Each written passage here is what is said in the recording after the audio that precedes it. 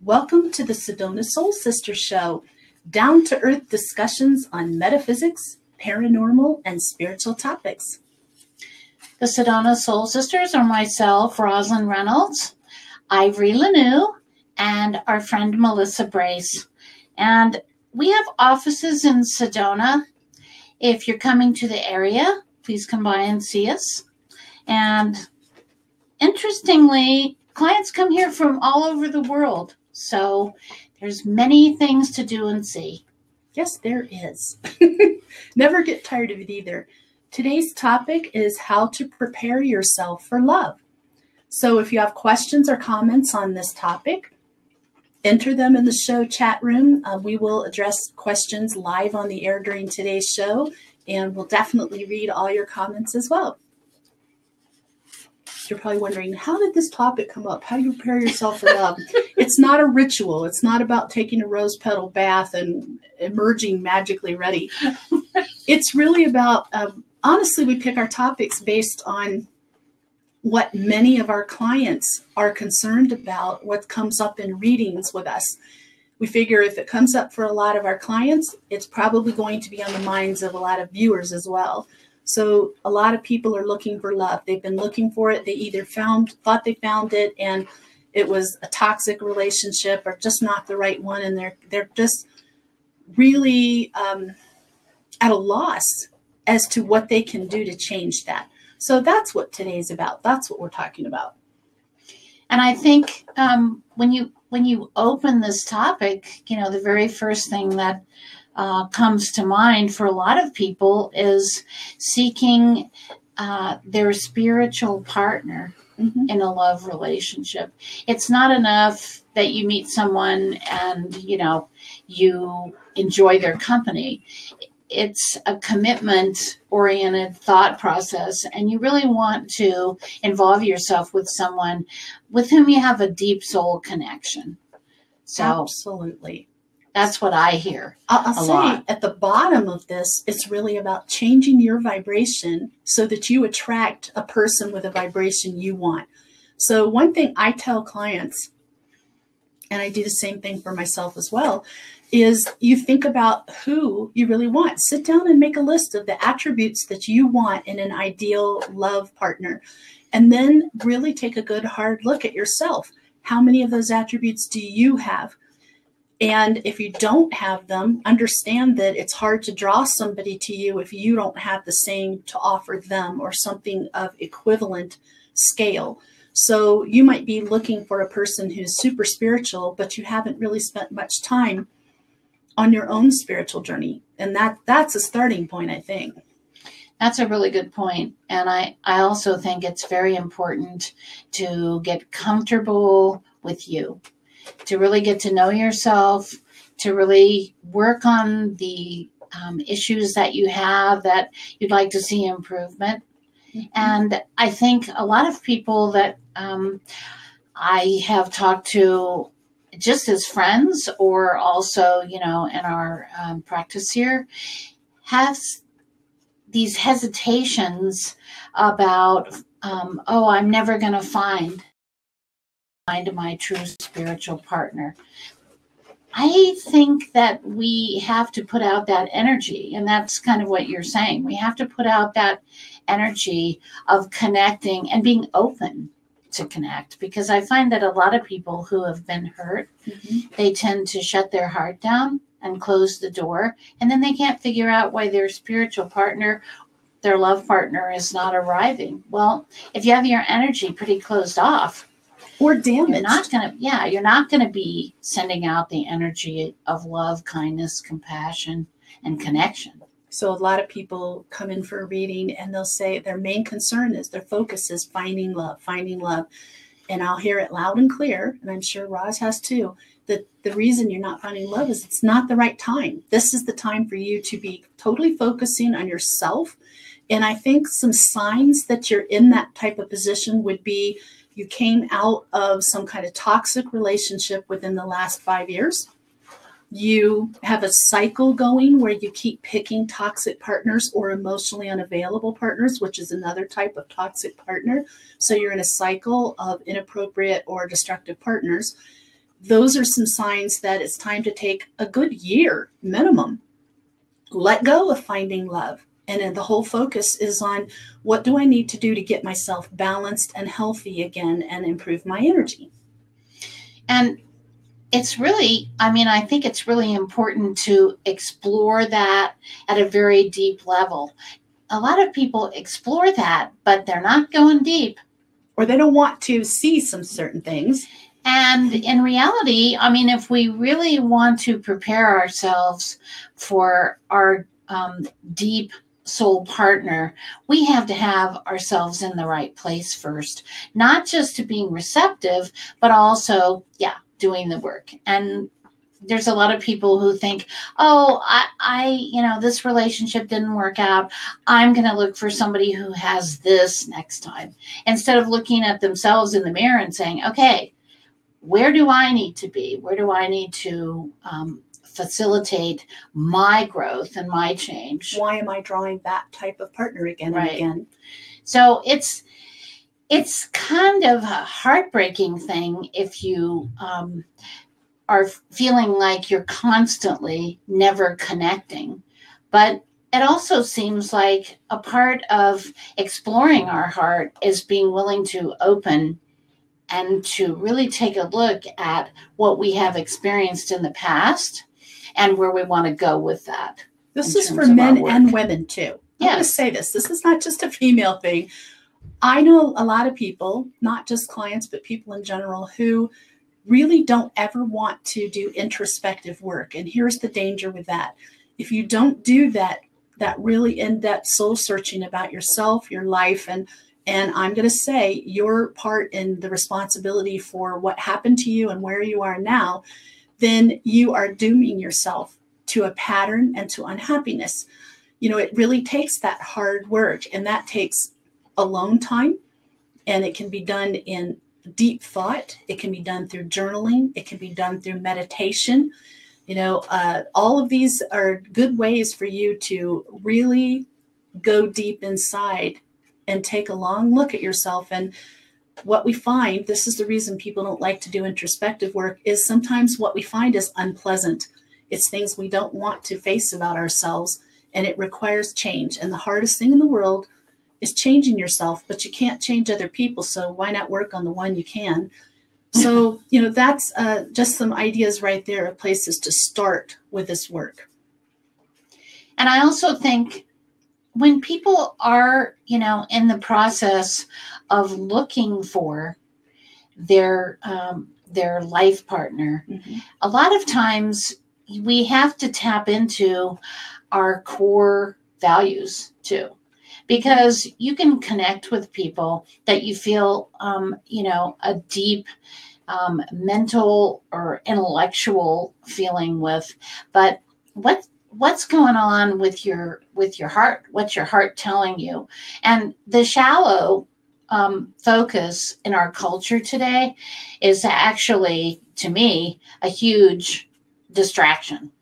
If you're focusing on someone who fits your mental image of appearance, you're not seeing the deep spiritual and core value issues that would keep you continuing and keep you falling in love with that person for years after. And that's really important, because a lot of people say, well, I've fallen out of love with work. Yeah, with my partner. Well, hello. You make a decision. I'm going to fall back in love with them, and I'm going to make an effort. Yeah, look at the things about that person that you loved initially. Allowing people to grow and change is important, but you have to focus on the positives and the things that you enjoy about the relationship. But one thing I know too, I think this is important to bring up, is if you find yourself that your primary goal in life right now is finding that wonderful partner, then you're out of balance. because at no point should your primary focus be finding a partner. It should always be about working on yourself, raising your vibrations, being a better person, seeing through more compassionate eyes. How can I help people more? How can I be of service in this world? And in that, you're opening your heart up, and you're being ready. You're putting the vibe of love out. And of course, you're keeping your eyes open. But if your primary focus is finding love, that tells you right there things are out of balance. So it's just sort of a hint to you that, oh my gosh, I need to start focusing on some other things and let this happen in the time and manner that it's meant to. And we don't want to get obsessive about finding love. And we don't want to get desperate either. Yeah. Because I think when people reach the point of that feeling of like, look at all this time's gone by and I haven't found my true love, that creates a mentality and an emotional feeling of lack and desperation. And once you're in a desperation stage, you're not seeing what's going on at all. So you really have to dig and go within. One of our favorite topics is gratitude, and I think you can apply that attitude of gratitude to love as well. And when you're doing your gratitude, which I recommend everybody does at least once a day, and I like to do mine in the morning and I do it right before I go to sleep. One thing I always say, and I mean this with such depth, is thank you for all the love in my life. Love isn't just romantic love. Thank you for the people, my family, my friends, the people who care about me, who love me and are there for me. Thank you. I am so grateful for that. And I imagine that everybody has that to some degree, with few exceptions. And so focusing on that also starts to open you up, open your heart chakra, making focus on what you do have and seeing the positives of it. And it's not all about romantic love. It's about having your emotional needs met in general. So I'm not saying then you stop looking for love. I'm telling you another concrete way to start opening yourself up to draw it to you. I think that's a really valid point. And I think a lot of people lose sight after they reach that point where they feel they've been searching for so long. They lose sight of the fact that, initially when you do connect with someone, they are feeling your energy and you're feeling theirs. Mm-hmm. And there's been a lot of work done in the last few years about how sensitive we as beings, as human beings, are to the energetic field, the auric field around people. Rights. Exactly. And so that's really important too. To be not just in your mind, not just even in your heart, but also your energy sensitivity of the energies that are moving around you and what's moving around people you're meeting. Mm-hmm.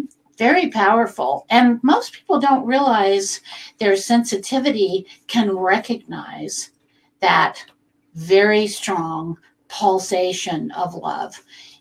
I mean, it can be like kaboom, there it is. It's not the same as the very strong pulsation of lust. Yeah, that's a different thing. Different. I'm sure you feel that already. Quite a different experience. Both can be kapow, but different. So it's really about taking a look at who you are. It really starts with who you are right now. Who do you want to be? How can you improve yourself? To me, it's a lifelong quest. Somebody's asked me the other day, when did you know you finally finished? I'm like, I'll let you know. But I think this is a multi-lifetime journey for sure, because there's so much to think about and so many aspects of ourselves that we can really focus on and think, okay, what are my shortcomings? And I think that's a good place to start as well. What are my shortcomings? Other than I'm not very good with math. I know I have a few. And I really do work hard on those because I don't want to upset people. I don't want to be a person people don't want to be around. And I don't want to be annoying. I don't want to be a lot of things. So, those are things I think about with myself. I'm just well aware of my shortcomings because I have given a lot of thought to this and I pay attention because I'm an empath. I feel it when people are upset by something I say or do. Boy, do I feel it like a punch to the solar plexus. And there's no way to miss that. So rather than just like get mad in return or blow it off and think, well, they're just jerks. No, I'm going to look at, okay, really here, like, what did I do? What could I have done better? How could I have handled this better? And those little things add up to making you a person who draws in a higher vibration partner like you're looking for. So we could sort of synthesize that into the idea of, constant, somewhat analysis. It is. And that sounds pretty heavy, but in reality, we're all doing it most of the time anyway. We're just not necessarily conscious. It becomes second nature. If you do it consciously, then it becomes a second nature. And you know what's great about that? It's kind of another topic, but it fits in with this, is it allows you to stop reacting so much and allows you to emotionally detach when others get upset, when others are reacting very strongly. It allows you to take that emotional step backwards and really look at things objectively. And on that subject, I wanted to bring this up.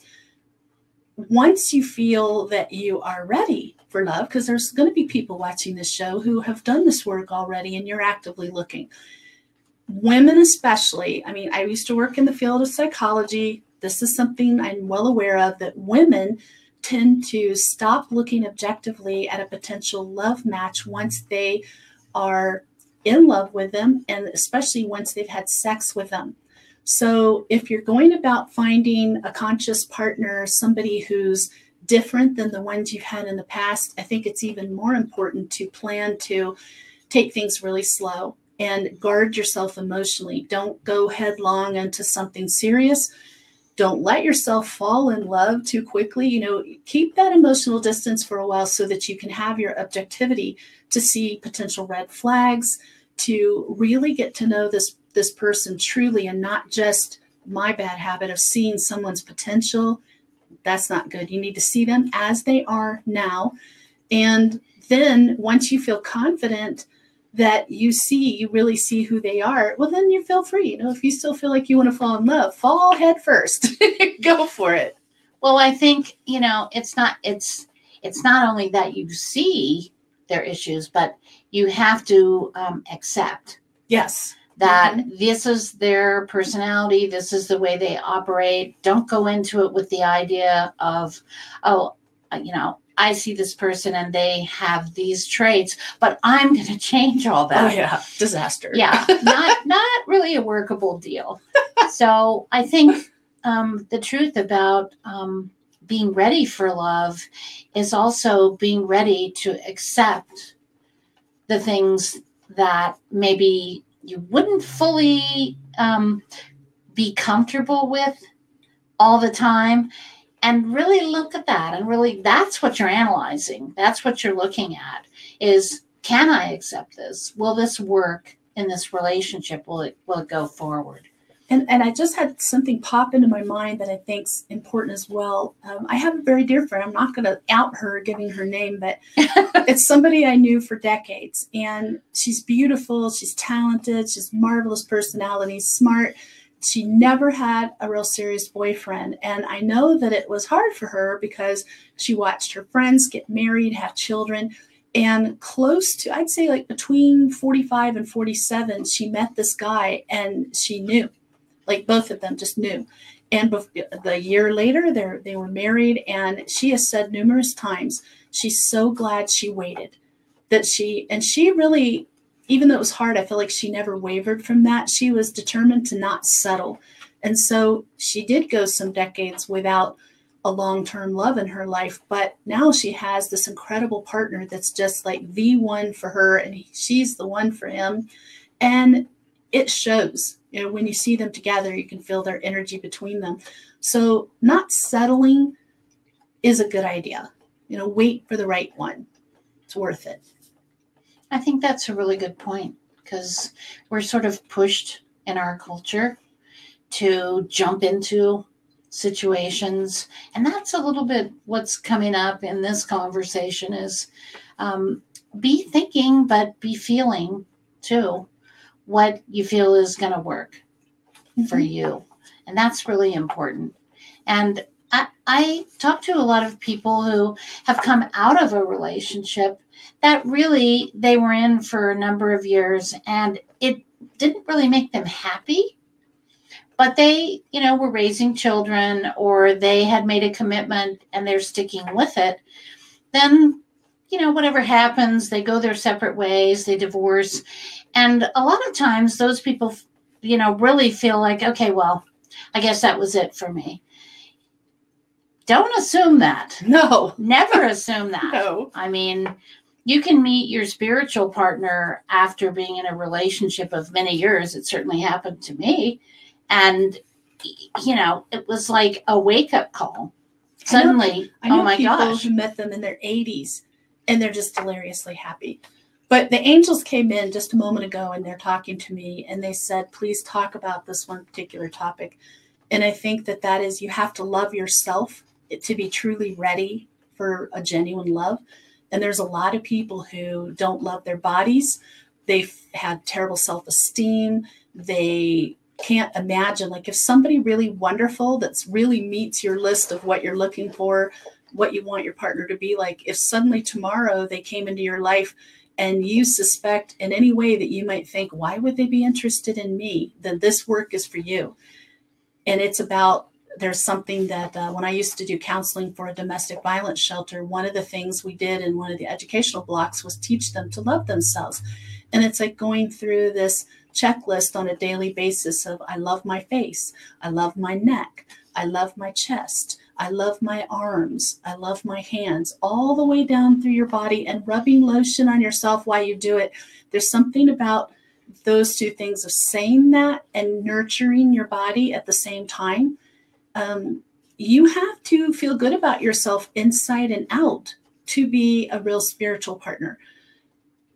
And the people will know it if you're not there. So that's another place you can do some inventory with yourself and figure out what part of your self-esteem needs work. Yeah, you got to be comfortable with you. Mm-hmm. You really do. And you have to realize, and you have to acknowledge to yourself that things that we realize we want and we need, we have to be comfortable with being able to give that at the same time. Because being comfortable with yourself and loving yourself really has to do with your ability to give back to your partner too. It is. If you think that you can make no changes and this amazing partner is going to come into your life and you're not going to be able to give them what they give you, it won't last. They will feel the lack of emotional nurturing, emotional support. So it all comes back to, again, you have to come to a place where you can offer what you're asking for a partner to offer you. Well, and I always go back to, it's simple but profound, the golden rule. Do unto others as you would have them do unto you. If you want the amazing, loving, giving, adoring, nurturing partner, you got to be that person. You got to be that for your partner. Sometimes I'm going to talk about women because I see more women than men, and women will come in and they'll be talking about their relationship not going well, and they'll use some really very nasty terms about their partner. And I'm thinking to myself as they're saying this, wow, I can't imagine saying that to somebody I love. And then come to find out they don't think anything of their partner saying things like similar things to them. So even as far as what you're thinking and what you're saying, all of that comes across in an energy. Words have energy. Boy, do they. Boy, the word do they love ever. has energy. The word hate has energy. And some of those really nasty terms people call each other names with has an energy all its own. So what Roz was saying about do unto others, if you're upset that, say you're in a relationship. I don't want to cut out those of you who are in a relationship. If you're in a relationship and your partner's doing something to you that's hurtful, self-examination, are you doing that or something similar to them? Are you striking back? Because all that does is create a cycle of abuse within the relationship, whether it's verbal, mental, emotional, physical. Abuse is abuse is abuse. So, think about that. It's not okay from anybody. So, all of this is really about processing and within our mind, body, spirit, being, processing all of these things, and then realizing that our feelings have a huge impact. Our words, our thoughts have a huge impact on our energy that goes out. And, the law of attraction thing, I mean, there's a lot of truth in that. And if you're coming out of a relationship where you experience that, definitely you got to dig deep and get resolution. Sorry, as you're talking about that, I see an angel just come right Hello. diagonally over Come here. on in. They're like, yes, that's right. People always want to blame the partners that they had. They want to blame the world. Don't let yourself get into the victim mode. That victim mode will keep you prisoner, and it will ensure that you either don't find love or you find the same kind of love you had before you weren't happy with. So instead, make a choice to empower yourself. Every time you start thinking about the rotten things that happened to you and what you've been through, stop and just think a powerful thought like, I have the ability to change my life. I am the only one who can change myself, and I'm ready to do it, and I want to do this. Many people just don't come to that place where they're actually willing and ready to make the changes. It is hard. It is. Yeah. And it will create, when you're working on yourself, it certainly will create some stress when you have to look at the things that you really have to work on and refine and make resolution with those things. And interestingly, what you find when you're really willing to take that on is that it not only changes the energy that's bringing in love, like you're talking about the broader picture of love, your family, your friends, et cetera, but you're willing to look at all the things going on in our culture and our world and say, I need to be sending love and I need to be sending kindness. And I live by a few little statements, really, to keep it simple. But one of the most important things to me that I always think about is don't react. Don't take nothing personally. Look at things, realize that these are lessons. If we follow the lessons, I also say sometimes every once in a while, okay, I got it. I don't need that lesson anymore. I got it. No more classes in that. So, yeah, I mean, I feel like, we're in this fast forward, high speed, constant cultural boom, boom, boom, boom. And if you really want to work on this stuff, is exactly what you said. You have to take yourself out of that. You have to give it thought. You have to, some people meditate, some people listen to music, whatever it is that you find that helps you look objectively and not react personally, but think, okay, I need to work on this because I know it's going to affect the energy around me and therefore everybody around me. One thing pretty profound. I do to help myself over the years, and now I help clients with this technique to help them learn to react differently, is to tell them when you get upset, when you feel offended, when you feel slighted, to stop, pull back emotionally and think, what is the kindest reason that might have happened? What's the thing that still keeps that person in the highest esteem for you that might be the reason they did that? And do you know, like most of the time that really is the reason? For instance, somebody didn't respond to you and you thought they were going to, and you think, oh, it's me. They don't want to be my friend anymore. They don't like me. They don't like me. They don't want to be my friend. But then if you stop and think, what's the reason? Well, it's almost always about them, not about you. So that's another thing. But then to think, well, they're probably really busy because they're finishing that class right now and they've got 2 small children. So, that's probably what it is. I'm going to relax about it. And it seems like it releases something within you, and it also clears the air, and then you probably hear from them. But you don't want to jump to the worst possible conclusion. Let's jump to the kindest one. And that does help you. It's just a technique to help you learn to react with more compassion. And I think your point about that you could carry it a little further, again, going back to the simplicity of, but do unto others. Mm-hmm.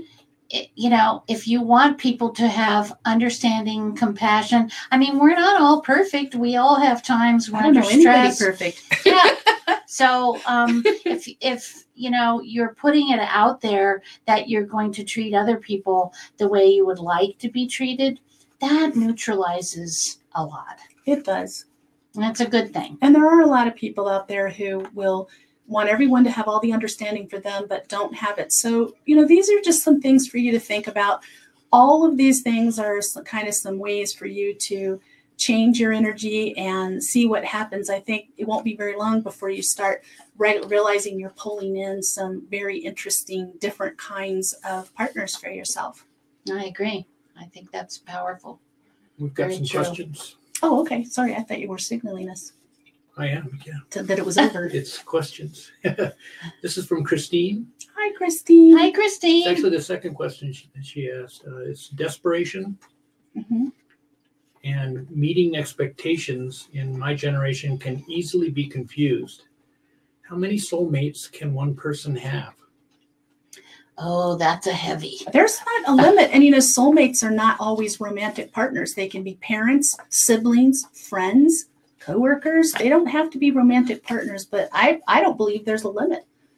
I actually totally agree with that. I think our soul connection is so deep and so powerful and does not have limitations. Mm-hmm. So if you focus on the fact that there's a one and only soulmate for you, you may be very shocked to find out that love, this is all about love, the soulmate connection. And love opens all kinds of doors. Mm-hmm. And she had another question. Ed's looking. Hold on. She says, I'm hold on here. She says, I'm almost positive that I'm an empath. Is it possible that I'm connected to spirits more than usual? Well, empath isn't about being connected to spirits. Empath is about feeling other people's feelings, their emotions, and feeling it as your own until you get some training and learn to tell the difference. Yeah, you do experience at times it. And I always kind of tell people, hey, if you feel some feelings that aren't really your own, I mean, get a little objective, start to think about, wow, am I really experiencing that? And if you're not, you may be empathing someone else's energy around you. I do feel spirit's energy, I think. And I think that has to be a consideration. If that's what you mean, I agree with that, Christine. I thought you were, but let me just say this. Maybe that's what you mean. And if so, I agree with that too. But I want to say too, being an empath is one psychic skill. And so if you're an empath, it's likely you have other psychic skills. And, one of them could be mediumship. But if you're talking about feeling the emotions of spirit, yes, absolutely. I misunderstood. There's a lot of good written material about experiencing empathic events. And I don't have television, so I read all the time. I'm always researching things on the internet and looking around. And I think there's a tremendous amount of probably information there that might really help you. So do a little Googling. And what do you mean by that, just for experiencing an empathic event? Well, sometimes people who are highly sensitive empaths, you meet someone who's been through some trauma or, really experienced something very difficult for them. You may suddenly start to feel like I can become like I can't breathe, like really stressed out if I would get into that mode. And when I was young, I did do that. And so it becomes an overwhelming sense that it's happening, something's happening to you, when in reality, you're empathing someone else's trauma. And all you can really do as an empath, I know we're kind of wandering off topic here, but since you asked, all you can really do is every time you have a sudden emotion, step back and ask yourself, is there a reason? Did something just happen for me to feel this way? This probably isn't mine. And then reject it. Put your hand over your solar plexus so it'll kind of shut down. That'll help a lot right away. But you can reject that and cut that off. I know before I learned how to shield it, I hated being an empath. I think a lot of people do. I think it's, it's pretty frightening. Mm-hmm. It can be pretty traumatic. Yeah. I remember when I was young, I would go into, because I do a lot of building, I used to do a lot of building work. And it took me a long time to figure out that when I walked into a building and all of a sudden I was hyperventilating and experiencing fear and all that, that wasn't me. I mean, that was what had gone on in that location because that was retained energy. And this can also be coming back to the theme of love and meeting people. As an empath, those of you out there who identify as an empath or listening to what we're saying think you might be, just keep in mind when you first meet somebody, when you're dating, and suddenly you feel an overwhelming feeling for them, maybe you're feeling what they feel, and be careful that you're not being swept along and letting them decide for you that you're going to be in love with them when you're really not feeling that. So you do need to be careful about that too, because I've had that happen to me as well. And so I know that happens. I think, yeah, you're very sensitive. One more question. Do your guides ever let you know that what you choose is the right choice? As far as romantic, like love, they're more about telling me when I'm off course. When I'm on course, I don't hear from them as much. When I'm on course, they're talking to me, but not telling me what to do or telling me good job. But if I'm off course, they definitely let me know really quick. And I think that falls into the red flag category. You're meeting someone, you're being with friends, and suddenly you're connecting with someone, and in conversation or just you're feeling a couple of things come up that that wouldn't work for me. You got to really tune in on that, because those little red flags, I think a lot of those are sent by our guides. I'm going to tell you something really funny. Roz already knows this story, but it's true for me. I said, because I'm looking for a partner, and I told my angels, please make it evident quickly when I meet somebody new who they really are at the soul level. And I've had some really funny, shocking experiences where men have told me things where, like our first conversation, they told me things, and then they'll sit there and go, I shouldn't have said that. Why did I say that? And they'll be like, this isn't going to work, is it? No, it's not. And I'm laughing a little bit because I know exactly. So you can ask your angels to help you with that, to reveal the true essence of a potential partner so that you don't get sucked in emotionally and then find out later there's this hidden life or some secret that they didn't want you to know that could really destroy your feelings for them and even destroy the relationship. So just something to think about. Life is amusing, isn't it? It is. A constant adventure. I think our angels and guides are pretty amusing too. They are. They have these interesting little wake-up calls. Yes. Yes, they do. How are we doing on time, Ed? Oh, we're good. Okay, great. So, a lot of people out there are going to be listening to this and they're going to go, sounds like a lot of work. Yes, but isn't it more work to end up in a relationship with someone you're settling or back in a pattern again? Like, how it is, like you might have a relationship with somebody who doesn't meet your emotional needs, and you think, next time I'm going for somebody who really gets me, and they can fake it at first enough to get you into the relationship, and at some point you realize you're in the same place again. So it is necessary for you to work on yourself. It is, if you want to change a cycle, if you want to change who you're drawing in. It's work, just like everything else. If you wanted a college degree, you're going to have to work. If you want a PhD in becoming a spiritual person, drawing another spiritual person, it's going to be some work. We'll send you a little PhD online certificate if you do that. Roz and Ivory's online certificates. You can show it to your dates. I have graduated. Is there a question? No questions. You can wrap it up anytime now. All right. It's on you. So the Sedona Soul Sisters, we appreciate you joining us we're so thankful that you're watching. We're enjoying having conversations with you. And if you do have more interest and you want to find out more about what we do, go to our website, which is www.sedonasoulsisters.com. And we have a whole list of different topics in there. We have a lot of information, and I think it's pretty helpful just to kind of review that when you're looking at your own stuff. Also in our blog, there's some great, more in-depth articles on some of the topics we touched on today and on other shows that you might find of interest as well. So tune in next week. The topic will be what to expect when you're having a spiritual awakening. That's been a biggie for a couple years now.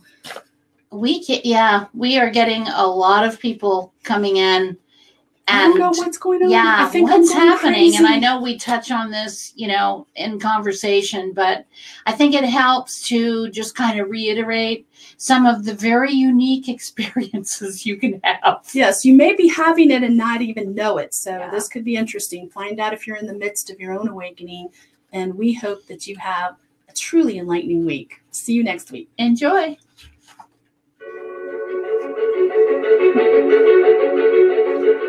That was so funny because that angel just came in like zoom that white streak of light right down. Did it land on my head? No, right towards our door. I felt like something was on my head for a while. I was going, what's Was that? it this? Was it doing this? Yeah, Because David does that. David's spirit does that to me when I'm in session a lot. David, I'm allowed to be in here during the show. I was just telling Chloe about that yesterday. How different spirits will touch you in different places and they have fun with things. And he does that. And they said, somebody just doing that to me. And I said, David,